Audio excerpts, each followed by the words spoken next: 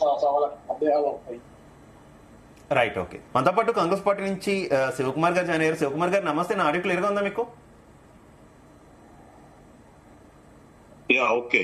శివకుమార్ గారు, ఏంటి ప్రధానమంత్రి నరేంద్ర మోదీతో సీఎం రేవంత్ రెడ్డి భేటీ మీద విస్తృత స్థాయిలో చర్చ జరుగుతున్నటువంటి పరిస్థితి, ముఖ్యంగా మీనాక్షి నటరాజన్ గారి నామినేషన్ తిరస్కరణ తర్వాత జరిగినటువంటి ఈ భేటీ మీద పలు అనుమానాలు ముఖ్యమంత్రి మీద వ్యక్తం చేస్తున్నటువంటి పరిస్థితి, ఏం జరుగుతుంది?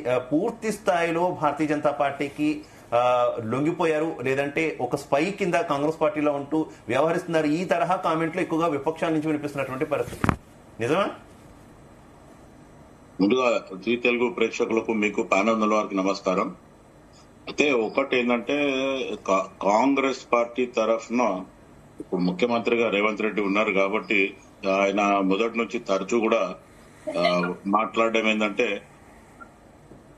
విభేదించే కాడ విభేదిస్తాం, బీజేపీ కాంగ్రెస్ అయితే ఎప్పుడు జనరల్ గా కలిసి గానీ అలయన్స్ గా ఉండదు, ఇది జగమెరిగిన సత్యం.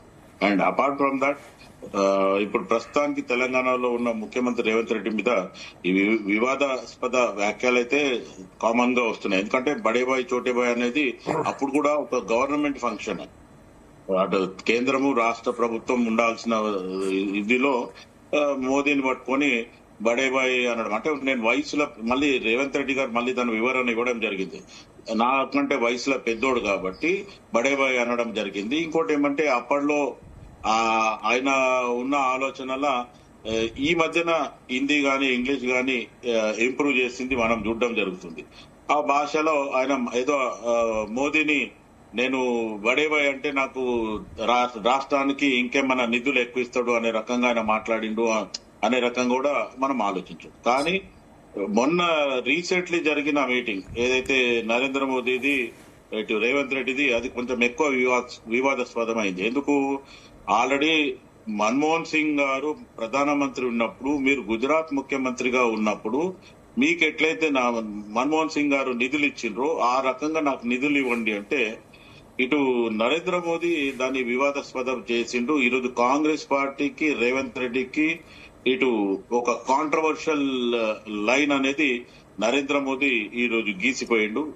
అది మటుకు ఖచ్చితంగా ఇప్పుడు అనలిస్ట్ గారు చెప్పినట్టు కాంగ్రెస్ పార్టీలో గాని తెలంగాణ ప్రజలలో ఇది ఒక చర్చ ఉంది. కానీ ప్రస్తుతానికి రేవంత్ రెడ్డి మాట్లాడే భాష ఎట్లుందంటే, పోట్లాడేదే నిధుల గురించి మటుకు నేను గతంలో ప్రభుత్వాలు చేసినట్టు లేకపోతే బీఆర్ఎస్ చేసినట్టు నేను కొట్లాడి గమ్మునుండను, తెలంగాణ అభివృద్ధికి మటుకు ఒక ప్రధానమంత్రి అన్నోడు ఏ రాష్ట్రానికైనా ఒక పెద్దన లాంటోడు అనేది ఆయన వివరణ ఇవ్వడం జరిగింది. కానీ ఒకటి ఏంటంటే, ఇప్పుడు అంటే నాకున్న ఆలోచన ప్రకారం, నాకున్న అనుభవం ప్రకారం నేను చెప్పడం ఏంటంటే, ఎప్పుడైతే బీజేపీ ప్రభుత్వం తరచూ కాంగ్రెస్ పార్టీ మీద ఒత్తిడి ఇవ్వడం, లేకపోతే కాంగ్రెస్ పార్టీ నాయకులను తీసుకోవడము, లేకపోతే ఏక్నాథ్ షిండేలను చేయడం, ఇదేదైతే చేస్తుందో ఇటువంటి టైంలో మటుకు ఈరోజు మీనాక్షి నటరాజన్ గారిది ఏదైతే రాజ్యసభ తిరస్కరణ, అది నిజంగా కూడా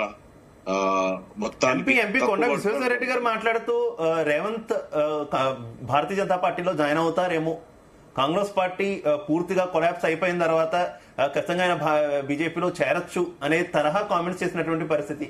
ఇదంతా కూడా హై లెవెల్లో జరిగేటటువంటి వ్యవహారాలు, పూర్తిగా నాకు సమాచారం ఉండదు అంటూ కూడా ఆయన మాట్లాడారు.